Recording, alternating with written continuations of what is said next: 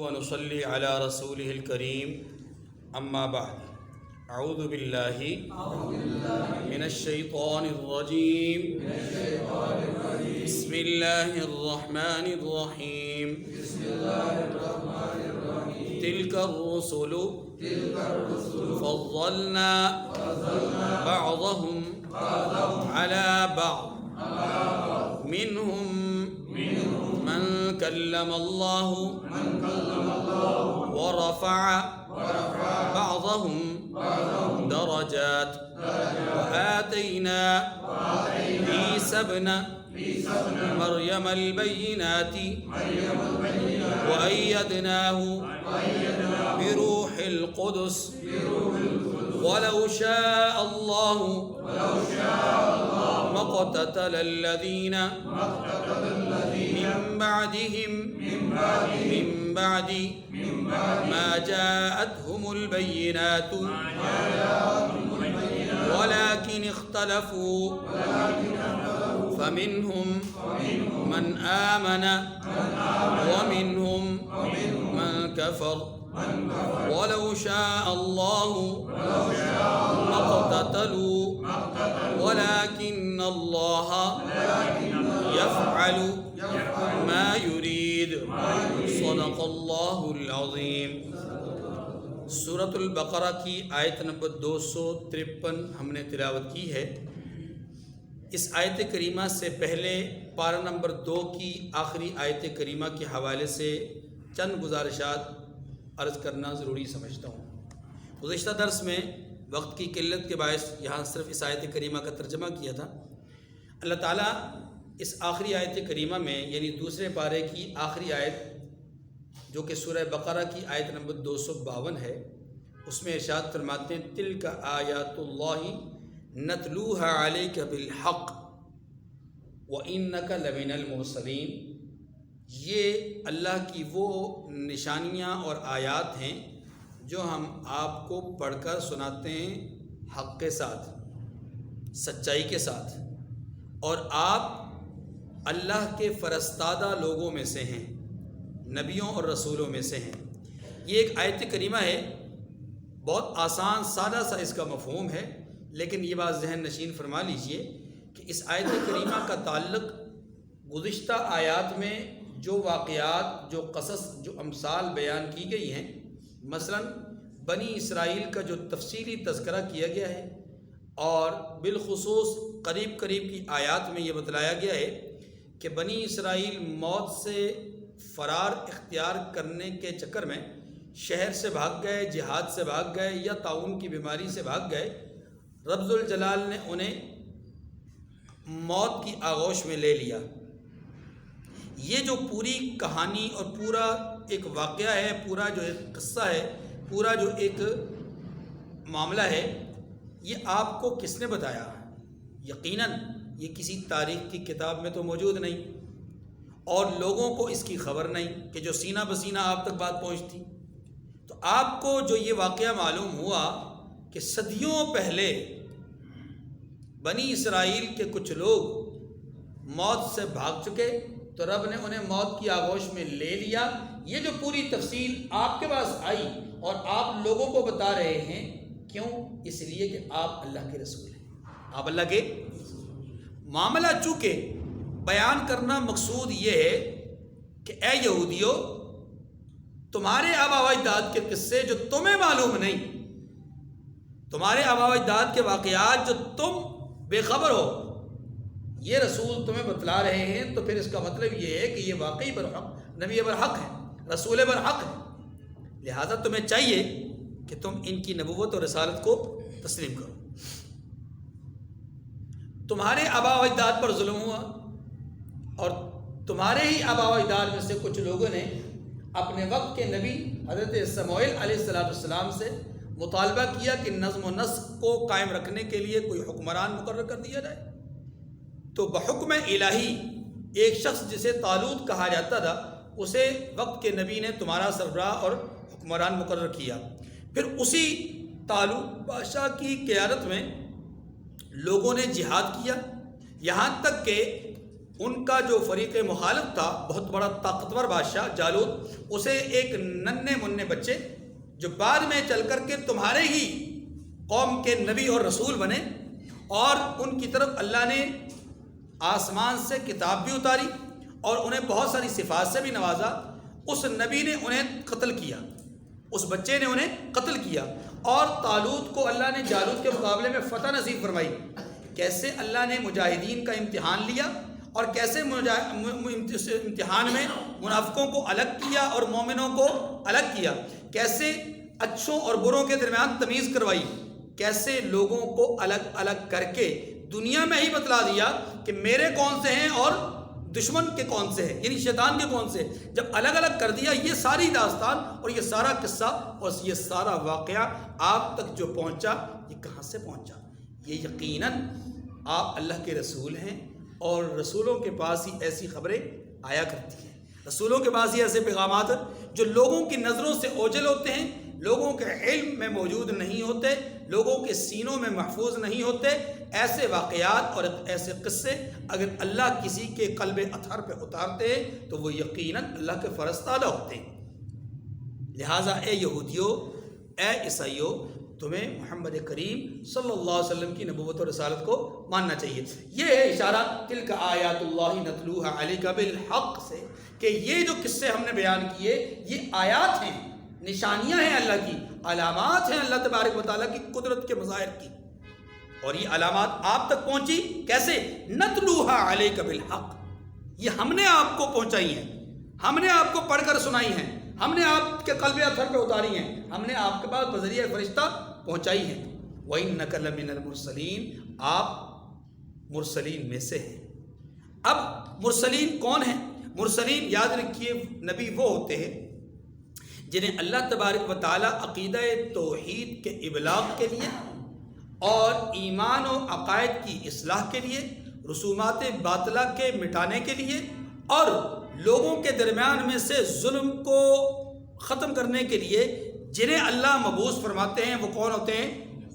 نبی اور رسول ہوتے ہیں۔ انہیں کیا کہتے ہیں؟ نبی اور رسول، یعنی وہ انسان کہ جسے اللہ نے لوگوں کی ہدایت کے لیے منتخب فرمایا ہو، اس کو نبی اور رسول کہتے ہیں۔ یہ انتخاب، نبوت انتخاب الہی ہوتا ہے، نبوت کسبی عمل نہیں، یعنی نبوت کسی کی محنت سے حاصل ہونے والی صفت نہیں ہے۔ کوئی آدمی دن رات ایک کر کے سال ہا سال بلکہ کئی عشرے وہ عبادات میں لگا رہے، تب بھی اپنی چاہت سے نبی نہیں بن سکتا، اپنی تمنا اور آرزو سے نبی۔ نبوت کا انتخاب اللہ کی طرف سے ہوتا ہے، چاہے تو وہ اس شخص کو بھی نبی بنا دیں کہ جسے صندوق میں ڈالا گیا دشمن سے بچاؤ کے لیے، اسے بھی نبی بنا دیں کہ جسے لوگ گھر سے نکالنے کے لیے تیار ہو جائیں، اسے بھی نبی بنا دیں، جسے لوگ آگ میں ڈال دیں، اسے بھی نبی بنا دیں کہ جسے ان کا والد جو ہے وہ چھری کے نیچے ذبح کرنا چاہ رہا ہو، اسے بھی نبی بنا دیں، جسے بعد میں لوگوں نے آرے سے چیرا ہو۔ اللہ کی مرضی، اللہ کی شان ہے۔ نہ چاہیں تو بنی اسرائیل کے بہت سارے ایسے لوگ کہ جن کا احادیث مبارکہ میں تذکرہ موجود ہے کہ بہت بڑے وہ ولی اللہ تھے، ان کے تقوی اور پاکیزگی کے اور اللہ کی عبادت اور ریاضت کے، وہ یوں سمجھ لیں کہ ایک مثل اور مثال تھے، اور ان کو بطور مثال پیش کیا جاتا تھا عبادت میں، ریاضت میں، تقوی میں۔ لیکن اللہ نے انہیں نبی نہیں بنایا، بلکہ ان میں سے کئی ایسے بھی ہوئے کہ جن کا خاتمہ کفر پر ہوا، زندگی تقوی اور طہارت پہ گزری، آخر میں خاتمہ کس پر ہوا؟ کفر پر ہوا۔ اس لیے نبوت کیا ہے؟ کسبی عمل نہیں ہے، بلکہ یہ کیا ہے؟ اچھا، نمبر 2، دنیا میں اللہ تبارک و تعالی نے، مفسرین نے لکھا ہے کہ زیادہ تعداد نبیوں کی بھیجی اور بہت تھوڑی تعداد رسولوں کی بھیجی۔ رسولوں کی تعداد کم ہے، نبیوں کی تعداد زیادہ ہے۔ رسولوں کی تعداد یعنی وہ لوگ جنہیں اللہ تبارک و تعالی نے منتخب فرمایا اور منتخب فرما کر ان کی طرف ایک مستقل وحی کا عمل کیا اور ان کی طرف کچھ احکامات بھیجے، چاہے وہ کتابی شکل میں تھے، چاہے وہ صحیفے کی شکل میں تھے، چاہے ویسے ہی ان کو کچھ احکامات دیے۔ جن نبیوں کو احکامات ملے، شرعی تشریعی احکامات ملے، ان نبیوں کو رسول کہا جاتا ہے۔ ان کو کیا کہا جاتا ہے؟ رسول کہا جاتا ہے۔ اور رسولوں کی تعداد دنیا میں تقریباً 350 کے قریب ہے۔ اب بعض حضرات نے 313 لکھا ہے، بعض حضرات نے 307 لکھا ہے، بعض نے کچھ لیکن 300 350 کے درمیان میں یہ رسول تھے۔ اب دنیا میں جو نبیوں کی تعداد ہے وہ رسول اللہ صلی اللہ علیہ وسلم کے فرمان عالی شان کے مطابق 1,24,000 کم و بیش۔ یہ جو لفظ استعمال کیا جاتا ہے کم و بیش، اس کا مطلب یہی ہے کہ احادیث میں بھی اسی طرح کا مفہوم الفاظ سے ملتا ہے کہ اللہ کے رسول نے تقریباً فرمایا۔ کیا فرمایا؟ تقریباً کا مطلب یہی ہوتا ہے کہ یا اس 24,000 سے کم ہے، کچھ 2 4 5 10 150 یا 150 سے زیادہ ہیں، ٹھیک ہے؟ یعنی 1,24,000 مطلب 1.25 لاکھ نبی اس دنیا میں تشریف لائے۔ اس دنیا میں 1.25 لاکھ نبی تشریف لائے اور ان میں سے رسولوں کی تعداد تقریباً 300 سے 300 کے قریب۔ اچھا، پھر وہ رسول کہ جنہیں اللہ نے صحائف سے نوازا، صحیفوں سے نوازا، اور وہ رسول جنہیں اللہ نے کتابوں سے نوازا، وہ الگ الگ ہیں۔ رسولوں کی تعداد جنہیں اللہ نے صحیفے عطا فرمائے ان کی تعداد تقریباً 100 کے قریب ہے، اور جن رسولوں کو اللہ نے کتابیں عطا فرمائی آسمان سے نازل کر کے ان کی تعداد 4 ہے۔ نمبر 4، دنیا میں جتنے بھی نبی اور رسول آئے سب سے بڑا رتبہ، سب سے بڑا مقام حضرت صلی اللہ علیہ وسلم کا ہے۔ آپ کے بعد دوسرے نمبر پر بمصداق احادیث کی روشنی میں دوسرے نمبر پہ جو رتبہ ہے وہ حضرت ابراہیم علیہ السلام کا ہے۔ باوجود اس کے کہ حضرت ابراہیم علیہ السلام کو کوئی مستقل کتاب نہیں دی گئی، صحیفے ملے، مستقل کتاب نہیں دی، لیکن آپ درجے اور رتبے کے اعتبار سے رحمت دو عالم صلی اللہ علیہ وسلم کے بعد تمام انبیاء اور رسولوں میں سب سے بڑا درجہ اور مقام رکھتے ہیں۔ اور اللہ تبارک و تعالیٰ نے خود ارشاد فرمایا تھا، انی جاعلک للناس اماما، میں آپ کو لوگوں کا پیشوا، مقتدا اور رہبر اور رہنما بناؤں گا۔ اور اللہ نے کر کے دکھایا کہ آپ کی اولاد میں ہزاروں انبیاء مبعوث ہوئے، اور جو سلسلہ نبوت آپ کے بعد چلا وہ سارا کا سارا آپ کی اولاد میں سے۔ اس لیے رحمت دو عالم صلی اللہ علیہ وسلم کے بعد سب سے بڑا مقام جو اس دنیا میں انسانوں میں سے ہے وہ حضرت ابراہیم علیہ السلام کا ہے۔ اس کے بعد حضرت موسیٰ علیہ السلام، بعد ازاں حضرت عیسیٰ علیہ السلام، ان کے بعد حضرت داؤد، اور ان کے بعد حضرت نوح علیہ السلام۔ بعض حضرات نے حضرت موسیٰ علیہ السلام کے بعد حضرت نوح علیہ السلام کا ذکر کیا ہے، پھر حضرت عیسیٰ، پھر حضرت داؤد علیہ السلام کا۔ لیکن یہ جو رتبہ ہے، یہ جو درجہ ہے، یہ درجہ احادیث سے ثابت ہوتا ہے۔ پانچویں بات جو آیات کریمہ، اب جو آیت کریمہ ہم نے پڑھی ہے اس کی روشنی میں بات سمجھیے۔ اس کا پہلا جملہ یہ ہے کہ یہ اللہ کے رسول ہیں۔ کون اللہ کے رسول ہیں؟ یہاں تو کوئی نام نہیں ہے، لیکن اس سے پہلی آیات میں اللہ نے کچھ رسولوں کا ذکر فرمایا ہے، جن میں حضرت موسیٰ علیہ السلام، جن میں حضرت عیسیٰ علیہ السلام، جن میں حضرت ابراہیم علیہ السلام، حضرت اسحاق علیہ السلام، حضرت یعقوب علیہ السلام، حضرت اسماعیل علیہ السلام، بہت سارے انبیاء علیہ السلام کا ذکر اس سے پہلے نام لے کر ہوا، اور تمام انبیاء کا تذکرہ اجمالاً ہوا۔ قرآن پاک میں تمام انبیاء کا نام نہیں ہے، احادیث میں تمام انبیاء کا نام نہیں ہے، حتیٰ کہ تمام رسولوں کا نام بھی نہیں ہے، حتیٰ کہ ان رسولوں کا نام بھی نہیں ہے جن رسولوں کو اللہ نے صحیفے اور کتابیں عطا فرمائی، یعنی ان سب کا نام بھی نہیں ہے۔ جس کا اللہ نے تذکرہ مناسب سمجھا امت کو سمجھانے کے لیے، اس آخری گروہ، آخری جماعت، آخری طبقے کو سمجھانے اور ہدایت دینے کے لیے جن کا تذکرہ ضروری سمجھا ان کا تذکرہ فرما دیا، اور جن کا تذکرہ ضروری نہیں سمجھا ان کا تذکرہ نہیں فرمایا۔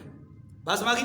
اب آخری بات یہ ہے کہ اللہ تبارک و تعالیٰ فرماتے ہیں کہ یہ وہ رسول ہیں جن میں سے ہم نے بعض کو بعض پر فضیلت عطا فرمائی ہے، بعض کو بعض پر فضیلت عطا فرمائی۔ ایک فضیلت وہ ہے جو میں نے آپ کے سامنے عرض کی ہے، رحمت دو عالم صلی اللہ علیہ وسلم سر فہرست، آپ کے بعد ابراہیم علیہ السلام، اور اس کے بعد 2 قول، ایک قول یہ کہ نوح علیہ السلام، پھر موسیٰ علیہ السلام، پھر عیسیٰ علیہ السلام، پھر داؤد علیہ السلام، اور دوسرا قول یہ کہ موسیٰ علیہ السلام کے بعد حضرت عیسیٰ علیہ السلام، پھر حضرت داؤد علیہ السلام اور آخر میں حضرت نوح علیہ السلام. بہرحال جو بھی ہو، لیکن پہلے نمبر پہ رسول اللہ صلی اللہ علیہ وسلم، دوسرے نمبر پر حضرت ابراہیم علیہ السلام.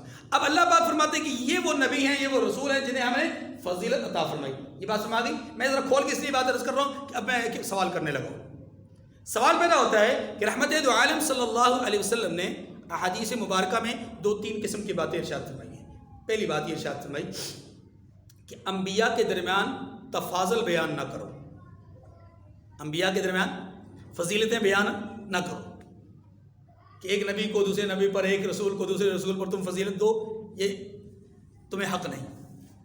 ٹھیک ہے. نمبر 2 فرمایا کہ مجھے دوسرے انبیاء پر میری فضیلت کو بیان نہ کرو، یہ دوسری حدیث.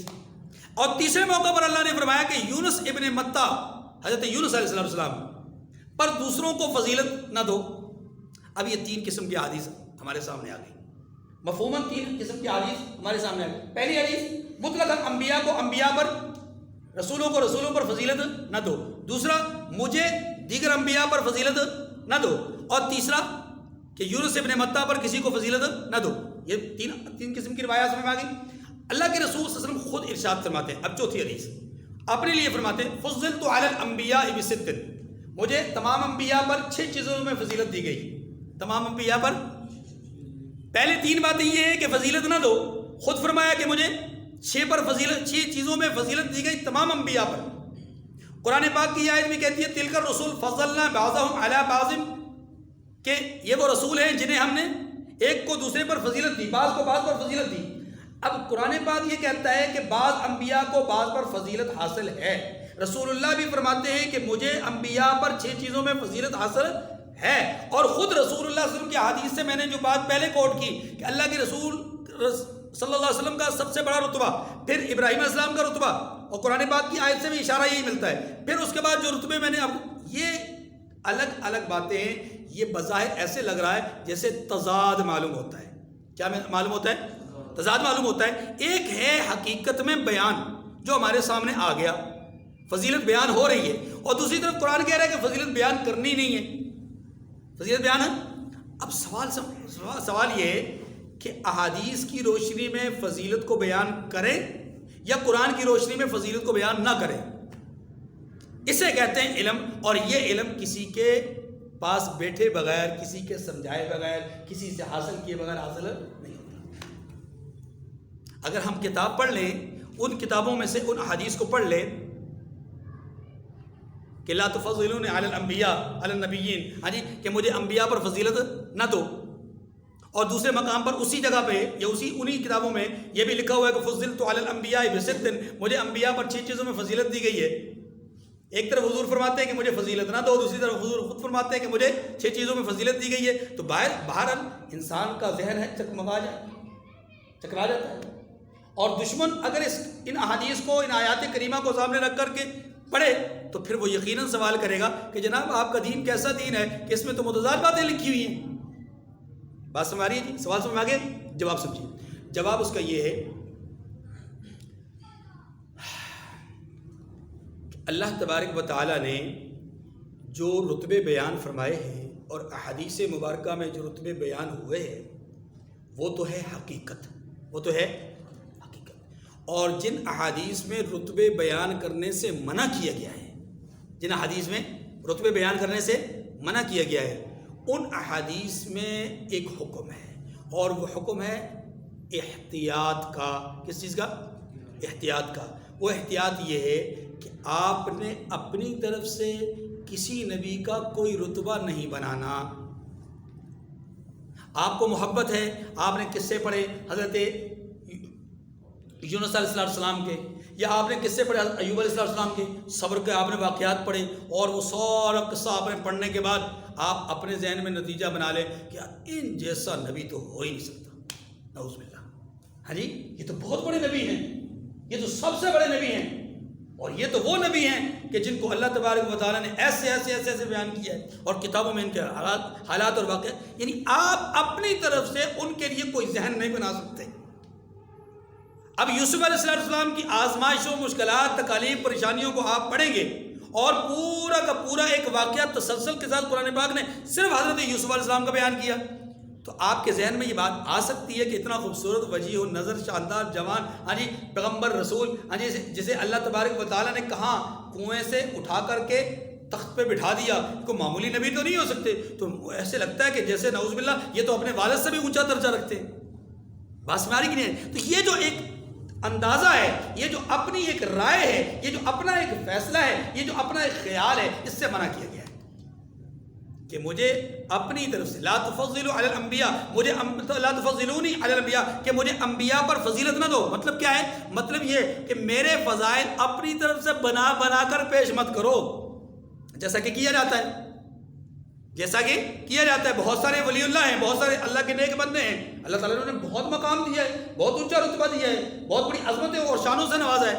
لیکن ہم کیا کرتے ہیں؟ ہم ان کے فضائل اور مناقب کو اپنی طرف سے قصوں کی صورت میں بنا بنا کر کے پیش کرتے ہیں۔ بھائی مقصد کیا ہے؟ ان کا رتبہ، ان کو مقام اللہ نے ان کو بہت دیا، لیکن ہمارے قصوں کے بیان کرنے سے ان کا رتبہ نہیں بڑھے گا۔ ہاں، ہم اتھا گہرائیوں میں گریں گے، جھوٹ بول کر کے ہم ذلیل ہوں گے، رسوا ہوں گے۔ یہی بات رسول اللہ صلی اللہ علیہ وسلم نے سمجھانے کے لیے کیا فرمایا من کذب علی متعمدا، جس نے مجھ پر جان بوجھ کر جھوٹ بولا، جس نے مجھ پر جان بوجھ کر جھوٹ بولا، وہ اپنا ٹھکانہ جہنم سمجھے۔ اب محدثین نے جو احتیاط کی ہے وہ کیا کی ہے کہ ایک آدمی کئی سو میل کے فاصلے پر ایک محدث کے پاس پہنچے، کس لیے؟ ایک حدیث کو ڈائریکٹ سننے کے لیے۔ ان کے شاگرد سے تو پہلے سن لی تھی، لیکن چاہتے تھے کہ استاد زندہ ہے تو میں اپنی سند کو عالی کرنے کے لیے کہ میں نے ڈائریکٹ سنا تھا اس استاد سے، تو اس استاد کے پاس پہنچے کئی سو میل کا سفر طے کر کے۔ اور آپ جانتے ہیں اس وقت سفر کن سواریوں پہ ہوتا تھا، کتنی مشقت بھرا سفر ہوتا تھا۔ اب وہ سفر طے کر کے جب وہاں پہنچے، پتہ چلا کہ وہ سامنے جو بزرگ ہیں، وہ جو بکری کے قریب کھڑے ہیں، وہ یہ وہی محدث ہے۔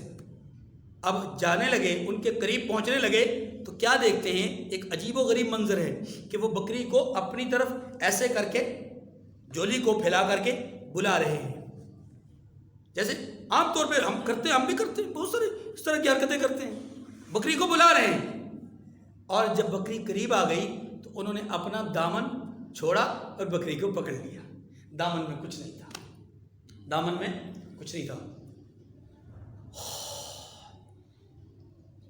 محدثین نے لکھا ہے کہ وہ جو فرد گئے تھے امام ابو داؤد رحمۃ اللہ علیہ حدیث لینے کے لیے، وہیں سے پلٹ گئے، وہیں سے پلٹ گئے۔ کہ جو شخص جانور کو دھوکہ دینے کے لیے بلا سکتا ہے،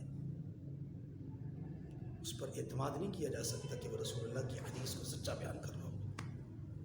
اندازہ کیجیے، غصے کا اظہار ہی کر دیتے، غصے کا اظہار ہی کر دیتے، دو چار کڑوی کو سیدھی سنائی دیتے، اتنے دور سے سفر کر کے آئے ہوں، آپ کی حالت یہ، لیکن نہیں، کچھ نہیں بولا، جیسے آئے تھے ویسے چلے گئے۔ اسے کہا گیا ہے احتیاط کرنی ہے، یعنی رسول اللہ صلی اللہ علیہ وسلم کے ذات عالی پر جھوٹ نہیں بولنا۔ یہ ہے فضیلت سے روکنے کا حکم۔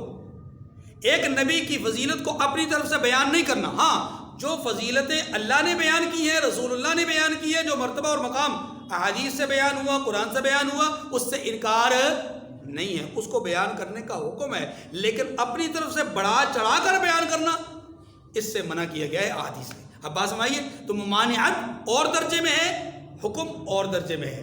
فضیلت بیان کرنا ممنوع نہیں ہے، ہاں فضیلت کو بنانا ممنوع ہے، فضیلت خود سے بنانا ممنوع ہے۔ اسی چیز کو بیان کیا گیا ہے۔ اب دیکھیے جی، فرمایا تلک آیات اللہ نتلوہا علیک بالحق وانک لمن المرسلین، یہ اللہ کی آیتیں ہیں جو ہم تم کو سچائی کے ساتھ پڑھ کر سناتے ہیں۔ دوسرے بارے کی آخری آیت، فرمایا اے محمد صلی اللہ علیہ وسلم، آپ بلا شبہ پیغمبروں میں سے ہو، آپ بلا شبہ پیغمبروں میں سے ہیں۔ تلک الرسل فضلنا بعضهم علی بعض، یہ پیغمبر ہیں جو ہم وقتاً فوقتاً بھیجتے رہے، ان میں سے ہم نے بعض کو بعض پر فضیلت دی ہے۔ اب جن کو اللہ نے فضیلت دی ہے، جن کو اللہ نے فضیلت بیان کی ہے، ہم بیان کریں گے۔ اچھا، اگلی بات، منہم من کلم اللہ، ان میں سے بعض نبی وہ ہیں کہ جن کے ساتھ اللہ نے کلام فرمایا ہے، گفتگو کی ہے۔ کون ہے وہ؟ حضرت آدم علیہ السلام کا ایک دفعہ ذکر ہوا تو آپ علیہ السلام نے فرمایا کہ یعنی ان کی نبوت کا ذکر ہوا تو ایک صحابی نے پوچھا یا رسول اللہ وہ نبی تھے؟ کیا پوچھا؟ یا رسول اللہ وہ نبی تھے؟ یعنی پہلے انسان تھے۔ ایک سوال تو ذہن میں آتا ہے، پہلے انسان کو اللہ نے شرف نبوت کیوں عطا فرمایا؟ جبکہ نبی ہدایت کے لیے ہوتے ہیں، جبکہ اس سے پہلے تھا ہی کوئی نہیں، تو کس کی ہدایت کے لیے آئے؟ لیکن اللہ نے مقام نبوت سے پہلے انسان کو نواز کر شاید یہ بتلانا مقصود تھا کہ انسان دنیا میں سب سے اشرف مخلوق ہے۔ انسان دنیا میں سب سے اشرف مخلوق ہے۔ میں نے جو دنیا میں سب سے بڑا رتبہ انسانوں میں رکھا ہے یا مخلوقات میں رکھا ہے وہ نبوت کا رتبہ رکھا ہے، اور نبوت کا رتبہ پہلے انسان کو اللہ تعالیٰ نے عطا فرمایا۔ بہرحال تو جب ان کا ذکر ہوا تو صحابی نے پوچھا کہ یا رسول اللہ کیا وہ نبی تھے؟ اللہ کے رسول صلی اللہ علیہ وسلم نے وہاں پر یہ جملہ فرمایا تھا، ہاں وہ نبی تھے اور ان کے ساتھ اللہ نے گفتگو فرمائی، ان کے ساتھ اللہ نے تو یعنی کلیم اللہ ہونے کے شرف انہیں بھی حاصل ہے۔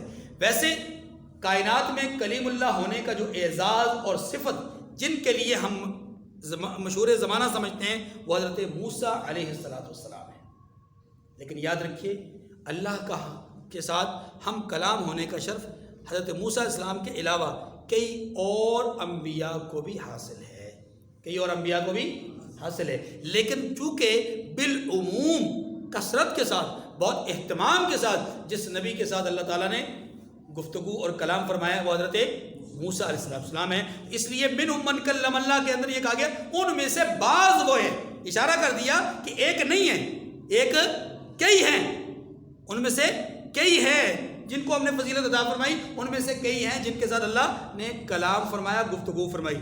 دوسری بات فرمائی وَرَفَعَ بَعْضَهُمْ دَرَجَاتٍ، اور بعض ان میں سے وہ ہے، بعض منہم نے کہا بعض ان میں سے، وَرَفَعَ بَعْضُهُمْ ان میں سے بعض وہ ہے کہ جنہیں اللہ نے بلندی درجات نصیب فرمائے ہیں، اور بلندی درجات جن رسولوں کا میں نے ذکر کیا، حضرت نوح علیہ السلام، حضرت عیسیٰ علیہ السلام، حضرت موسیٰ علیہ السلام، حضرت ابراہیم علیہ السلام، اور سب سے بڑا رتبہ اور مقام حضرت پاک صلی اللہ علیہ وسلم کی ذات عالی کا۔ وَرَفَعَ بَعْضَهُمْ دَرَجَاتٍ، اللہ نے بعض کو اونچے اونچے درجے عطا فرمائے، اور سب سے اونچا درجہ کن کو عطا فرمایا؟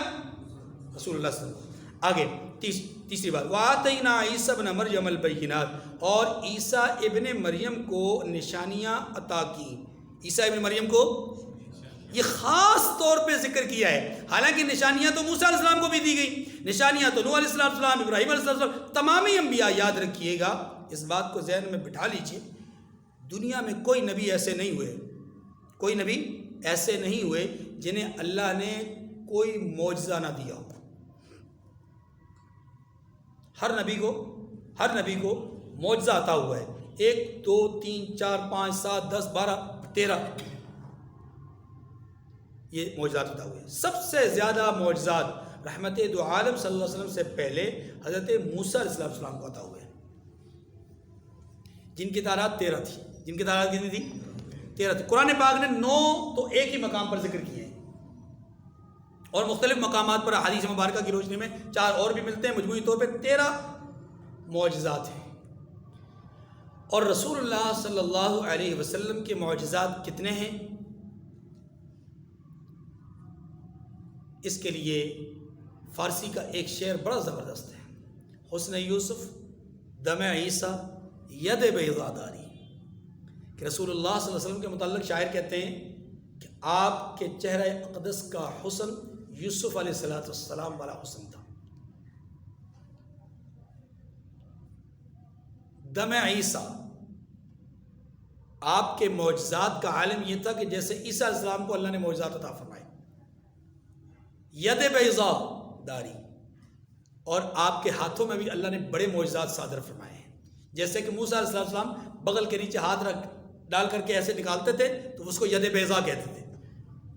آنچ خوباں ہمہ دارند تو تنہا، وہ خوبیاں جو ان تمام انبیاء میں موجود تھیں، 1 1 2 4 5 7 کر کے، وہ جو ان تمام انبیاء میں خوبیاں موجود تھیں، شاعر کہتا ہے آنچ خوبا ہمہ دارند، وہ ساری خوبیاں جو ان تمام انبیاء میں مشترکہ طور پر موجود تھیں، تو تنہا داری، آقا وہ ساری خوبیاں آپ اکیلے میں موجود ہیں، آپ اکیلے میں موجود ہیں۔ اسی لیے بعض حضرات نے، علماء نے یہ لکھا ہے کہ آپ صلی اللہ علیہ وسلم کے معجزات کی تعداد ہزاروں میں ہے، اور بعض حضرات نے تو لکھا ہے کہ 3 لاکھ سے زیادہ معجزات ہیں، 3 لاکھ سے زیادہ معجزات ہیں حضور علیہ السلام کے۔ اور سب سے بڑا معجزہ جو آپ کے سامنے ہے قرآن مجید ہے۔ یہی وجہ ہے، یاد رکھیے گا، آپ کے خاتم النبیین ہونے کی دلیل ہے۔ کیسے؟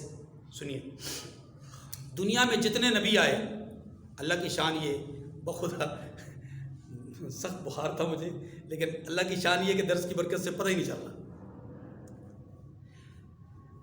رحمت دو عالم صلی اللہ علیہ وسلم سے پہلے تمام انبیاء علیہ السلام کو میں نے عرض کیا کہ معجزات عطا ہوئے، لیکن یاد رکھیے جب دنیا سے نبی تشریف لے گئے تو ان کا معجزہ بھی ختم ہو گیا۔ کیوں؟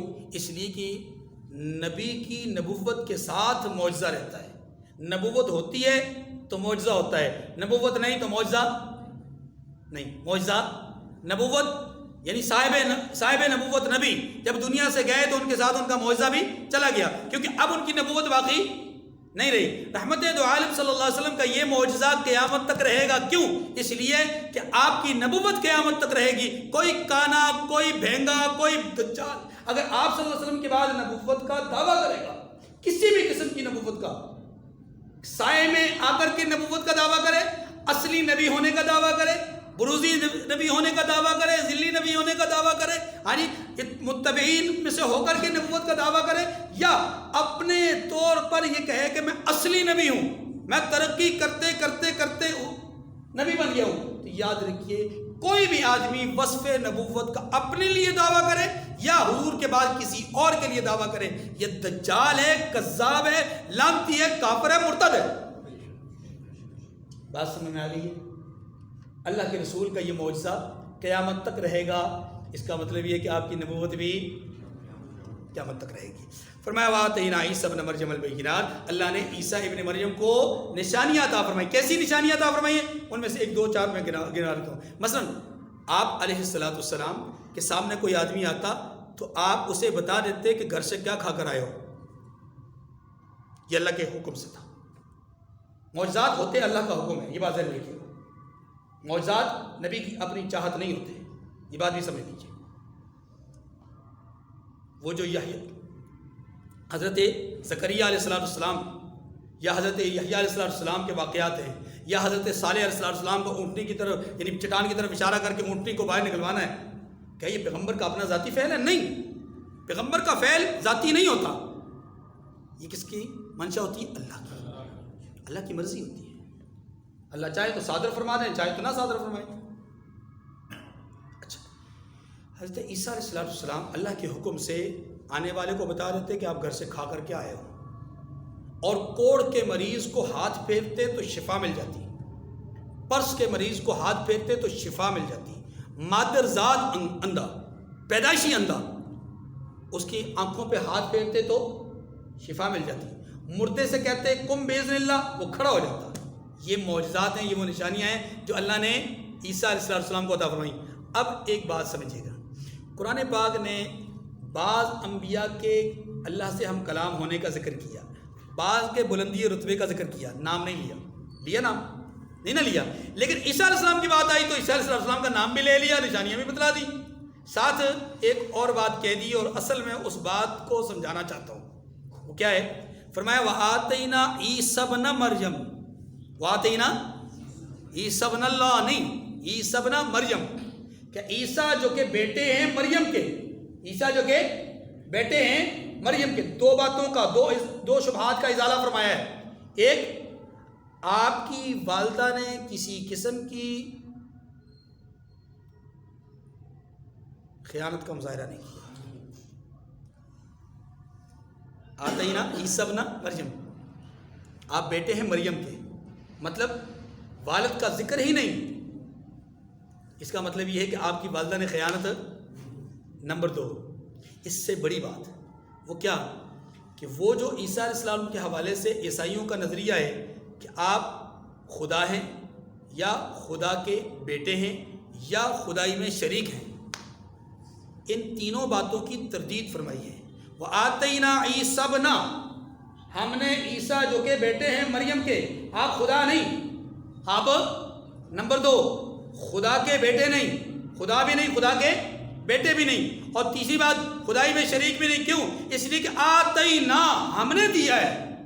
خدائی میں شریک ہوتے تو خود ان کے پاس موجود ہوتا، ان کے پاس کچھ نہیں تھا، ہم نے دیا۔ کیا دیا؟ البینات، کس چیز کو دیا؟ نشانیاں دی۔ وہ جو تم پڑھتے ہو کہ مردے کو زندہ کر دیا، وہ جو تم پڑھتے ہو کہ فلاں کو ایسا کر دیا، فلاں کو ایسا کر دیا، یہ بحکم الہی ہوا، بحکم۔ اگر معجزات کی وجہ سے کسی کو اللہ بنانا ہے، معجزات کی وجہ سے اللہ کا بیٹا بنانا ہے، معجزات کی وجہ سے کسی کو خدائی میں شریک سمجھنا ہے، تو پھر دیکھو تو صحیح نا کہ یہ تو وہ ہیں کہ جو مردہ پہلے سے زندہ تھا، مر گیا، اس کو زندہ کیا نا، یعنی پہلے سے جسم میں روح تھی، پھر روح نکلی اور پھر روح ڈال کر کے زندہ کیا گیا، ٹھیک ہے ایک وقت۔ لیکن وہ بھی تو ہیں کہ جنہوں نے ان سے گفتگو کروائی جن میں پہلے بھی روح نہیں تھی، بعد میں بھی روح نہیں تھی، نہ وہ بولتے پہلے تھے نہ وہ بولے بعد میں، ایک ہی وقت میں بولے۔ کیسے؟ ابو جہل کے ہاتھ میں کنکر، رحمت دو عالم نے فرمایا ابو جہل، ابو الحکم، میں بتلاؤں کہ آپ کے ہاتھ میں کیا ہے، یا آپ کے ہاتھ میں موجود پتھر بتائیں کہ میں کون ہوں؟ بتلا بھی دیا اور ساتھ نبوت کا اعلان بھی کروا دیا۔ بات سمجھ میں آ رہی کہ نہیں آ رہی؟ اب پتھر کبھی بولے نہیں، پتھر کبھی بولے نہیں، نہ اس سے پہلے نہ اس کے بعد۔ اگر اسی طرح خدا ماننا ہے تو پھر حضور علیہ السلام کا تو معجزات ان سے بڑے بڑے معجزات ہیں جی۔ اللہ اکبر۔ دیکھیے نا، ایک پیغمبر ہیں، عصا پھینکتے ہیں، اپنی لاٹھی پھینکتے ہیں، وہ لاٹھی جس کے اوپر ٹیک لگایا کرتے تھے، پتے جاڑا کرتے تھے وغیرہ، اس کو پھینکتے ہیں اور وہ عصا ایک اژدہا بن جاتا ہے۔ ساری دنیا کپاہٹ اس پر تاری، خوف تاری، اور سارے لوگ ڈر کر پیچھے ہٹتے ہیں۔ ایک وقت آتا ہے کہ وہ اپنا عمل دکھانے کے بعد نبی اسی اژدہے کو ایسے کر کے پکڑتے ہیں، وہ عصا بن جاتا ہے۔ یہاں تو پہلے روح نہیں تھی، یہاں تو وجود نہیں تھا۔ ایک لکڑی کے اندر وجود کیسے آ گیا؟ لکڑی کے اندر روح کیسے پیدا ہو گئی؟ وہ بھی تو نبی ہیں جنہوں نے چٹان کی طرف اشارہ کیا، چٹان میں سے، پتھر میں سے ایک جاندار ذی روح، زندہ گابن گائے اونٹنی باہر آ جاتی ہے، تو یہ معمولی بات تو نہیں ہے۔ اس لیے آتینا عیسی ابن مریم البینات کہہ کر کے بہت سارے عقائد اور نظریات کے اعتبار سے جو باطل عقائد اور نظریات تھے ان سب کے اوپر پانی پھیر دیا ہے۔ آگے فرمایا وآتینا عیسی ابن مریم البینات وأیدناہ بروح القدس، یہ ان کا ذاتی فعل نہیں تھا، ذاتی عمل نہیں تھا۔ وأیدناہ بروح القدس، اور روح القدس سے ان کو مدد دی، ہم نے روح القدس کے ذریعے سے ان کو، اللہ اکبر، رحمت، یہ تو نبی ہے نا، انشانی بڑی اونچی ہے، ان کا تو مقام ہی بڑا اونچا ہے۔ لیکن میرے پاس تاریخ کی کتابوں میں، سیرت کی کتابوں میں ایک نام عجیب ہے، نبی نہیں ہے، نبی نہیں ہے، لیکن نبی کے قدموں کی قدم بوسی کرنے والے ایک شاعر ہیں۔ کون ہیں؟ ایک شاعر ہیں، رحمت دو عالم صلی اللہ علیہ وسلم کی زمانہ اقدس کے ایک مشہور و معروف شاعر حضرت حسان ابن ثابت رضی اللہ تعالیٰ عنہ، جب کفار کی طرف سے آپ علیہ السلام کی نعوذ باللہ حجب میں اشعار سامنے آتے، اللہ کے رسول صلی اللہ علیہ وسلم اپنے اس صحابی کو کہا کرتے تھے کہ حسان اٹھو، فلاں کافر کے سوالوں کا اور اس کے اشعار کا اور ان کے کلام کا جواب دو، جبرائیل امین آپ کی تائید اور مدد و نصرت کریں گے۔ وَأَيَّدْنَاهُ بِرُوحِ الْقُدُسِ، عیسیٰ علیہ السلام کی مدد کس سے کی؟ روح القدس سے۔ اور روح القدس کون ہے؟ حضرت جبرائیل علیہ السلام۔ وہاں نبی کی تائید ہو رہی ہے، وہاں نبی کی اور ہمارے نبی صلی اللہ علیہ وسلم کے تو صحابی کی تائید ہو رہی ہے۔ اس لیے یہ اللہ جب چاہتے ہیں کرواتے ہیں، ٹھیک ہے؟ یہ مطلب ہرگز نہیں ہے، یہ بات ذہن میں رکھیے گا کہ حضرت حسان کا مقام ان سے بڑھ گیا، نہ کسی نے اگر یہ سوچا بھی تو کافر ہو جائے گا، یہ نہیں سوچنا۔ لیکن یہ ضرور ہے، ایک مثال دی گئی ہے کہ اللہ جب چاہتے کسی سے کسی کی تائید کروا دیتے. وَلَوْ شَاءَ اللَّهُ مَا اقْتَتَلَ الَّذِينَ مِن بَعْدِهِم مِّن بَعْدِ مَا جَاءَتْهُمُ الْبَيِّنَاتُ وَلَٰكِنِ اخْتَلَفُوا. یہاں اللہ نے ایک ضابطہ بیان کیا ہے. وہ ضابطہ کیا ہے کہ دیکھیے دنیا میں تمام انبیاء اور رسول تشریف لائے. اگر اللہ چاہتے تو لوگوں میں اختلاف نہ پایا جاتا. اگر اللہ چاہتے لوگوں کے درمیان میں ہدایت پھیلا دیتے اور سارے لوگ ہدایت یافتہ ہوتے. نہ کوئی فتنہ، نہ کوئی فساد، نہ کوئی لڑائی، نہ کوئی جھگڑا، نہ قتل و قتال، نہ خون ریزی، نہ شراب نوشی، نہ کوئی گناہ، نہ جرم، نہ خطا، کچھ بھی نہ ہوتا. سارے لوگ جنت کی زندگی گزار رہے ہوتے. لیکن اللہ فرماتے ہیں ہم ایسا کرتے نہیں ہیں. کیوں؟ اس لیے کہ دنیا دارالامتحان ہے، دنیا دارالجزا نہیں ہے. ہاں ہوگا، ایسا ہوگا کہ جہاں امن ہی امن ہوگا، کوئی لڑائی نہیں، لا يسمعون فيها لغوا ولا كذابا، نہ کوئی لغو، نہ کوئی فضول، نہ کوئی جھوٹ، نہ کوئی کسی قسم کی کوئی بات نہیں سننے کو ملے گی. وہ ہوگی ایک جگہ، لیکن وہ کون سی جگہ ہے؟ وہ دارالجزا ہے، وہ دارالامتحان نہیں. دارالامتحان میں کیا کیا گیا؟ سب کو عقل دے دی گئی، اختیار دے دیا گیا. اب جاؤ اپنی عقل کا استعمال کرو، اپنے اختیار کو استعمال کرو. چاہو تو فمن شاء فلیؤمن ومن شاء فلیکفر. جس کا دل چاہے وہ ایمان قبول کرے، جس کا دل چاہے وہ کفر اختیار کرے. یہ دیکھیے اللہ کا جو فضل ہوتا ہے، اللہ نے ہمیں بیٹھنے کی توفیق دی ہے، یہ صرف اس کا فضل ہے. ہمارا اپنا کوئی کمال نہیں ہے، ہمارا اپنا کوئی کمال ہے. میں اگر بیٹھ کے بات کر رہا ہوں، آپ بیٹھ کے سن رہے ہیں، تو نہ میرا کمال نہ آپ کا کمال، یہ اللہ کا صرف اللہ کا فضل. ورنہ عقل ہمارے پاس بھی وہی ہے جو دوسروں کے پاس موجود ہے، اختیار ہمارے پاس بھی وہی ہے جو دوسروں کے پاس ہے. ہاں تھوڑا سا ہم نے ارادہ کیا بیٹھنے کا، اللہ نے توفیق عطا فرما دی. اللہ نے فرمایا وَلَوْ شَاءَ اللَّهُ مَا اقْتَتَلَ الَّذِينَ مِن بَعْدِهِم مِّن بَعْدِ مَا جَاءَتْهُمُ الْبَيِّنَاتُ وَلَٰكِنِ اخْتَلَفُوا فَمِنْهُم مَّنْ آمَنَ وَمِنْهُم مَّن كَفَرَ. فرمایا کہ اگر اللہ تبارک و تعالیٰ چاہتے تو پچھلے لوگ آپس میں کھلی نشانیاں آ جانے کے بعد آپس میں نہ لڑتے، لیکن انہوں نے اختلاف کیا تو ان میں سے بعض تو ایمان لے آئے اور بعض کافر ہی رہے. بعض ایمان لے آئے، بعض کافر ہی رہے. وَلَوْ شَاءَ اللَّهُ مَا اقْتَتَلُوا. اور اگر اللہ چاہتے تو یہ لوگ باہم جنگ و قتال نہ کرتے. وَلَكِنَّ اللَّهَ يَفْعَلُ مَا يُرِيدُ. يَفْعَلُ مَا يُرِيدُ. جو چاہتا ہے وہ کرتا ہے. وَمَا تَشَاءُونَ إِلَّا أَن يَشَاءَ اللَّهُ. جو تم چاہتے ہو وہ ہوگا نہیں، ہوگا وہی جو آسمان والا چاہے گا. حضرت سیدنا علی المرتضیٰ رضی اللہ تعالیٰ عنہ نے ایک بار ایک جملہ فرمایا عرفت ربی بفسخ العزائم. عرفت ربی بفسخ العزائم، کہ میں نے اپنے رب کو پہچانا اپنے عزائم کے ٹوٹنے کے ساتھ. میں نے چاہا کہ میں سفر پہ جاؤں لیکن جا نہیں سکا. میں نے چاہا کہ میں فلاں چیز کھاؤں، کھا نہیں سکا. میں نے چاہا کہ فلاں کام کروں، نہیں کر سکا. میں نے چاہا فلاں کام کروں اور نہ کروں، لیکن میں نے کر لیا. میں نے ایک چیز کا عزم کیا، ارادہ کیا، اس عزم اور ارادے کے خلاف مجھ سے ہوا تو مجھے پتہ چل گیا کہ میرے اوپر ایک طاقت ہے، میرے اوپر ایک قوت ہے، میرے اوپر ایک ذات ہے جو میرے ارادوں کو پایا تکمیل تک پہنچاتی نہیں میری منشا کے مطابق. ہاں وہ اپنی منشا اور مرضی کے مطابق ارادوں کو پایا تکمیل تک پہنچاتی ہے. وما تشاءون الا ان یشاء اللہ رب العالمین. اللہ تعالیٰ مجھے اور آپ کو سمجھنے کی توفیق کامل نصیب فرمائے. وآخر دعوانا ان الحمد للہ رب العالمین.